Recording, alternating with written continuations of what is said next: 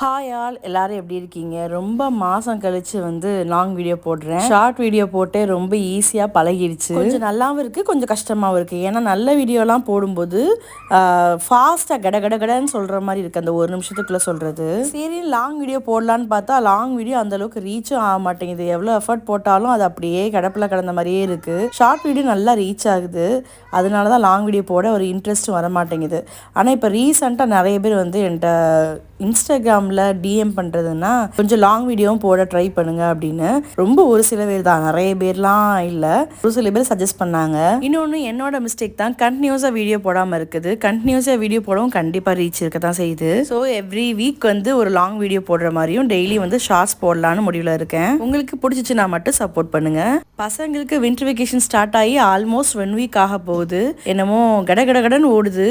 விடியதுன்னு தெரிய மாட்டேங்குது, பொழுது சாயிறதுன்னு தெரிய மாட்டேங்குது. சும்மா நாள்லாம் பார்க்கு பீச்சுன்னு சுற்றுவோம். ஆனால் அந்த வின்டர் வெக்கேஷன் ப்ராப்பராக ஸ்டார்ட் பண்ணதுலேருந்து எங்கேயுமே அவுட்டிங்லாம் போகல. வித்தின் 2-3 டேஸில் வந்து ஒரு அவுட்டிங் பிளான் பண்ணியிருக்கோம். பார்ப்போம் எப்படி நடக்குதுன்னு தெரியல.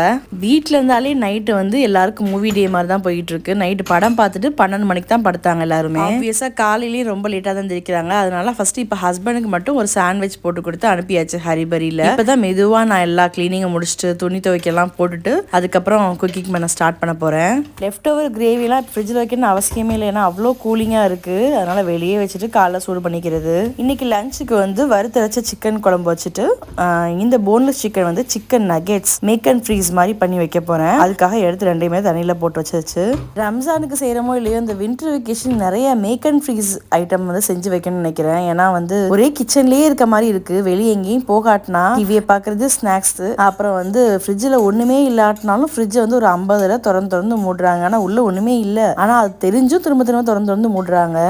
நேற்று வந்து பீன்ஸ் கேரட் பொரியல் வச்சுருந்தேன். நார்மலாக கடுகு, காஞ்ச மிளகாய், தேங்காய் போட்டு பொரிப்போம்ல, அதே தான். அதை வந்து ஆதிலிசா அவ்வளோ ஃபுல்லாக சாப்பிடல. நீங்கள் மிச்சம் வச்சதை நீங்கள் தான் சாப்பிடணும்னு சொல்லிட்டு திரும்ப அதை சூடு பண்ணுறேன். இது கூட 2 பாயில்டு எக்கை வந்து நல்லா மசிச்சு விட்டு சேர்த்துட்டு இது கூட சால்ட்டு, பெப்பரு, கொஞ்சமாக சீஸ் போட்டிங்கன்னா நல்லா க்ரீமியாக சாண்ட்விச்சுக்கு வைக்கிற ஸ்டஃபிங் மாதிரி ரெடி ஆகிடும். சிக்கன் சாண்ட்விச்சுக்கு ஈக்குவலான டேஸ்ட்டுங்க, செம்மையாக இருக்கும். ட்ரை பண்ணி பாருங்கள். சுமாரான ஐட்டத்தில் சீஸ் போட்டிங்கனாலே பசங்களுக்கு ஆட்டோமேட்டிக்காக பிடிச்சிரும். நான் அந்த லெஃப்ட் ஓவர்லாம் இப்படி தான் வந்து காலி பண்ணுவேன். இன்ஸ்டாகிராம் குரூப் சாட்லேயும் அப்புறம் வந்து டிஎம்லேயும் நிறைய பேர் வந்து நியூ இயர் பார்ட்டி ஈவெண்ட் எதுவும் இருக்கான்னு கேட்டிங்க. இருக்குது. அதோட வீடியோ வந்து அடுத்தடுத்த ஷார்ட்ஸில் வந்து அப்டேட் பண்ணுறேன். அந்த இடத்துக்கே டேரெக்டாக போய் வீடியோ எடுத்து அப்புறம் ஷார்ட்ஸ் போடலான்னு நினச்சிட்டு இருக்கேன். ஹஸ்பண்ட் இப்போ கொஞ்சம் பிஸியாக இருக்கனால போக முடியாமல் இருக்குது. டைம் இல்லைல்ல, 1 வீக் தான் இருக்குது நியூ இயருக்கு. ஸோ வந்து இன்னைக்கு நாளைக்கு முடிஞ்ச அளவுக்கு போய் வீடியோ எடுத்து போடணும்னு நினச்சிட்டு இருக்கேன். பார்ப்போம். அப்புறம் நாங்கள் அவுட்டிங் போகிறதுமே இந்த தடவை இது வரைக்கும் நாங்கள் போகாத பிளேஸ் தான். ஃபஸ்ட் டைம் போகிறேன். மஸ்கட் வந்து 10 இயர்ஸ் ஆகுது. இப்போ தான் இந்த மாதிரி இடத்துக்குலாம் போகணுன்னு இருக்கேன். நம்மளாம் இருக்கும்போது அப்படி தான், எங்கேயுமே போகணும்னு தோணாது. விசிட்டிங்க்கு யாராவது வந்தாங்கன்னா அவங்கள கூப்பிட்டு போய் நிறைய இடத்த காமிக்கிற சாக்குலேயே நம்ம வந்து புதுசு புதுசாக நிறைய இடத்த பார்ப்போம். இங்கே தானே இருக்குது, பக்கத்தில் தானே இருக்குது, நம்ம எப்போ வேணாலும் பார்த்துக்கலாம்னு நினச்சிட்ருப்போம். அப்படி பார்த்தீங்கன்னா அதுலேயே ஒமானில் நிறைய பிளேஸ் இருக்குது. நான் போகாத பிளேஸே சலலா கூட இது வரைக்கும் நான் போனதே இல்லை. அதெல்லாம் ஒரு பக்கெட் லிஸ்ட்டில் போட்டு வச்சுருக்கேன் போகணும் அப்படின்னு. செகண்ட் தோரை எந்திரிச்சிட்டாரு. காலைல 11:30 மணி. இப்போ தான் அவருக்கு வந்து விடிஞ்சிருக்கு. பெரிய தோரை நான் எந்திரிக்கல, அவருக்கு கரெக்டாக 1 மணிக்கு தான் விடியும். ஆனால் இந்த கடைக்குட்டி ஃபரா மட்டும்தான் நான் எப்போ எந்திரிக்கணும் பின்னாடி எந்திரிச்சிருவான். நான் 4 மணிக்கு எந்திரிச்சாலும் கூடவே எந்திரிச்சிருவா. இல்லை 6 மணி 10 மணி நான் எப்போ எந்திரிக்கணும் அடுத்த செகண்ட் ஒரு 5-10 நிமிஷத்தில் அவங்களே எந்திரிக்க ஆரம்பிச்சிருவாங்க. எங்கள் வீட்டில் தரை வந்து அப்படியே ஐஸ் கட்டி மாதிரி இருக்குது. பால்கனியை ஒட்டி வேறு ஹால் இருக்கனால அப்படியே செம கூலிங்காக இருக்குது. பராக்கு வந்து காலில் சாக்ஸ் போட்டுட்டோம்னா அடுத்த செகண்டே கழட்டிட்டு வீசிடுது. அதை போட்டு நடக்க கம்ஃபர்டபுளாக இல்லை போல். எனக்கு வந்து இந்த பக்கத்தில் இருக்க ஒரு ஹைப்பர் மார்க்கெட் வந்து பெட்டி கடை மாதிரி. இது நிறைய வீடியோவில் நான் சொல்லியிருப்பேன். தக்காளி இல்லை, கருவேப்பிலை இல்லை, பச்சை மிளகாய் இல்லை, சோம்பு ஜீரகம் இல்லைனா டக்கு டக்குன்னு ஓடி போய் வாங்கிட்டு வருவேன். ஆனால் வந்து 1 ரியால் 2 ரியாலுக்குள்ளே தான் பிளான் பண்ணிட்டு போவோம். ஏன்னா பால் 1 ரியாலு, தேங்காய் பூ வந்து 300 பைசா 350 பைசா தான். அதனால் அதை பிளான் பண்ணிட்டு போனால் எக்ஸ்ட்ரா வந்து 2 ரியால் 3 ரியால் ஆயிரும். இப்போ நம்ம வறுத்தரைச்ச கோழி குழம்புக்கு வந்து சோம்பு, மிளகு, கிராம்பு, ஏலக்காய், பட்டை வந்து நான் தூளை ஆட் பண்ணிக்கிறேன். ஸ்டார் பட்டை 2. இது நல்லா வறுத்துட்டு இது கூட மிளகாத்தூள், மல்லித்தூள், கொஞ்சமாக வந்து தேங்காய் பூ. இது நல்லா வறுக்கும் போது அந்த மசாலா ஸ்மெல் நல்லா அழகாக வரும். அப்போ வந்து அடுப்பு ஆஃப் பண்ணிவிட்டு நல்லா மிக்சியில் பேஸ்ட் மாதிரி அரைச்சிக்கணும். இது எப்படின்னா கேரளா ஸ்டைல்லையும் இருக்கும், செட்டிநாடு ஸ்டைலில் இருக்கும். இதில் கொஞ்சம் அதில் கொஞ்சம் ரெண்டையும் கலந்து மிக்ஸ் பண்ண மாதிரி இருக்கும். டேஸ்ட்டு சூப்பராகவே இருக்கும். அடுத்து எண்ணெயை ஊற்றி வெங்காயம், தக்காளி, இஞ்சி பூண்டு பேஸ்ட் நல்லா மசிய வதக்கிட்டு நம்ம அரைச்சி வச்சிருக்க பேஸ்ட்டையும் ஆட் பண்ணிவிட்டு ஒரு கொதி வரும்போது அப்புறம் வந்து சிக்கனையும் உருளைக்கிழங்கையும் ஆட் பண்ண போகிறோம். இந்த கிரேவி ரைஸை விட பரோட்டாக்கு செம்மையாக இருக்கும். எங்கள் வீட்டில் எப்போ கறி குழம்பு வச்சாலும் நைட்டு வந்து சப்பாத்தியாவது பரோட்டாவது வைக்கணும். அதனால நான் அந்த ஸ்டைல்லே வைக்கிறேன். ரைஸுக்கும் ஊற்றிக்கலாம், நைட்டு சப்பாத்திக்கும் நல்லா இருக்குன்னு. நைட்டுக்கும் தேவைப்படுங்கிறனால கொஞ்சம் தாராளமாக குழம்பு வச்சுக்கிறேன். இங்கே எங்கள் வீட்டில் மீன் குழம்புக்கு அப்படி தான். மீன் குழம்பு வச்சா நைட்டு இடியாப்பம் தான் அப்படின்னு ஃபிக்ஸ்டு. ஸோ அதுவுமே நான் அப்படி தான் குழம்பு கொஞ்சம் கூடவே வச்சுக்குவேன். எந்த குழம்பு வச்சாலுமே கொஞ்சம் கூட வச்சுக்கிட்டா நைட்டு கொஞ்சம் நமக்கு வேலை மிச்சம். ஏதாவது ஸ்பெஷலான ஐட்டத்துக்கு தனியாக ப்ரிப்பேர் பண்ணணும்னா பண்ணி தான் ஆகணும். ஏன்னா இந்த கிச்சன் டயத்தை கொஞ்சம் கம்மி பண்ணாதான் ஈவினிங் டயத்தில் பசங்களுக்கு ஹோம்ஒர்க் சொல்லிக் கொடுக்க, ஃபராக்கு ஏதாவது ஆக்டிவிட்டி சொல்லிக் கொடுக்க, நம்ம ஏதாவது அவங்களுக்கு ஹெல்ப் பண்ண கரெக்டாக இருக்குது. அதுலேயே எனக்கு 3 to 4 hours போயிடும் அவங்க கூட உட்காந்தாலே. அதனாலேயே வீட்டில் இப்போலாம் மேக் அண்ட் ஃப்ரீஸ் ஐட்டம் வந்து கொஞ்சம் ப்ரிப்பேர் பண்ணி வச்சுக்கிறது. அது கொஞ்சம் யூஸ்ஃபுல்லாக இருக்குது. அதாவது ஸ்நாக்ஸ் மாதிரி ஐட்டம் தான். ரொம்ப 1 month ஸ்டோர் பண்ண மாட்டேன்.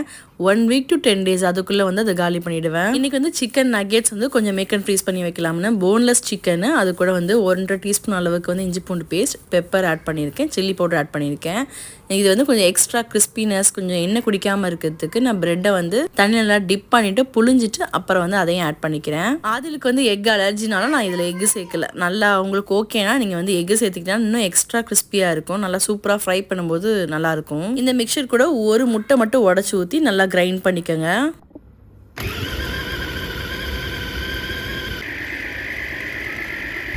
எவ்வளோ சூப்பராக கிரைண்ட் பண்ணியிருக்கு பாருங்களேன். இந்த சாப்பர் வந்து செம்மையாக யூஸ் ஆகுது எனக்கு. காய் கட் பண்ணுறதுலேருந்து, மாவு பசைகிறதுலேருந்து, சிக்கன் மட்டன் எல்லாமே சாப் பண்ணுறது, கபாப் வரைக்குமே யூஸ்ஃபுல்லாக இருக்குது இது.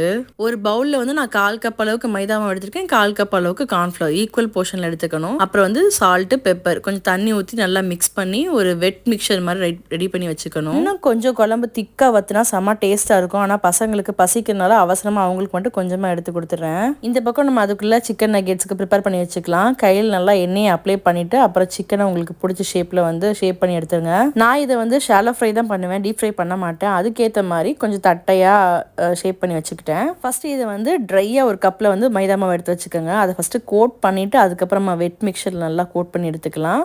அதுக்கப்புறம் தேர்டாக வந்து நம்ம வந்து பிரெட் க்ரம்ஸில் நல்லா எல்லா பக்கமும் கோட் பண்ணி எடுத்துங்க. இது ஒரு பிளேட்டோ ட்ரேலையோ தனித்தனியாக கொஞ்சம் கேப் விட்டு அரேஞ்ச் பண்ணி வைங்க. ஃப்ரிட்ஜில் நார்மல் மோடில் வச்சு செட் ஆனதுக்கப்புறம் வந்து ஜிப்லாக் கவரில் போட்டு ஃப்ரீஸ் பண்ணி வைங்க. ஃப்ரிட்ஜிலேருந்து நீங்கள் எடுத்தீங்கன்னா ஒரு மீடியம் ஃப்ளேமில் வச்சு ஃப்ரை பண்ணிவிடுங்க. டீப் ஃப்ரை பண்ணுறா இருந்தால். ஷாலோ ஃப்ரைனாலும் அப்படி தான், ஹை ஃப்ளேமில் வச்சு ஃப்ரை பண்ணாதீங்க. நான் இப்போல்லாம் இந்த மாதிரி நக்கெட்ஸ், கபாப்லாம் இந்த மாதிரி தான் ரெடி பண்ணி வச்சுக்கிறேன். பசங்க எப்போயாவது பசிக்குதுன்னு கேட்டாங்கன்னா டக்குன்னு செஞ்சு கூட கொஞ்சம் ஈஸியாக இருக்குது. இந்த ஸ்நாக்ஸ் சமைக்கிறதுக்கெலாம் வந்து சோம்பேறித்தனம்லாம் இல்லைங்க, அதெல்லாம் சமைச்சிடலாம். ஆனால் இதை பண்ணி முடிச்சுட்டு இந்த பக்கம் திரும்பும்போது வாஷ் பேஷனில் பாத்திரம் குவிஞ்சு கிடக்குல்ல, அதை பார்த்தா தான் ரொம்ப எரிச்சலாக வருது. ஒரு டீ போட்டால் கூட அதுக்கு ஒரு 4 பாத்திரம் சேர்ந்துருது. அதை கம்மியாக்கணும்னு இப்போலாம் அடிக்கடி காஃபி போட ஆரம்பிச்சிட்டேன். காஃபினா ரொம்ப பாத்திரம் சேர மாட்டேங்குது. இல்லை உண்மையிலேயே நான் சோம்பேறி ஆயிட்டேனா இல்லை எனக்கு இப்படி யோசிக்க தோணுதான்னு தெரில. சோம்பேறி கலகம்னே ஒன்று ஆரம்பிச்சிடலாம் போல. ஈவினிங் ஒரு ஃப்ரெண்டு வீட்டுக்கு போகிறேன். அங்கே போகும்போது நக்கெட்ஸ் கொஞ்சம் பொரிச்சு எடுத்துகிட்டு போகலாமேன்னு தனியாக கொஞ்சம் வச்சுருக்கேன்.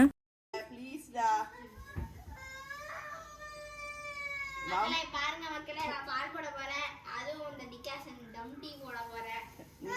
அவ்வளோதான், எங்கள் வீட்டு பூமாதேவிக்கு பொறுமை இழந்துருச்சு. அதனால் பக்கத்தில் வச்சுட்டே வேலை பார்க்குறேன். நக்கெட்ஸ் உங்களுக்கு பொரிச்சு காமிக்கிறேன், என்ன வந்து எப்படி குடிக்காமல் வந்திருக்குன்னு காமிக்கிறதுக்காக. இதை நீங்கள் நார்மலாக செஞ்சும் சாப்பிட்லாம், ஃப்ரீஸ் பண்ணவும் செய்யலாம். இதுவே வந்து எக்ஸ்ட்ரா கிறிஸ்பியோட சூப்பராக இருந்தது. எக்லாம் சேர்த்திங்கன்னா அவுட்டர் லேயர் வந்து இன்னும் கிறிஸ்பி ஆகும். இதே மாதிரி வீக்லி ஒன்ஸ் லாங் வீடியோவும் டெய்லி ஷார்ட் வீடியோவும் வரும். உங்களுக்கு பிடிச்சிச்சு அப்படின்னா வந்து ஃபாலோ பண்ணி சப்போர்ட் பண்ணுங்கள். தேங்க்யூ, பாய்.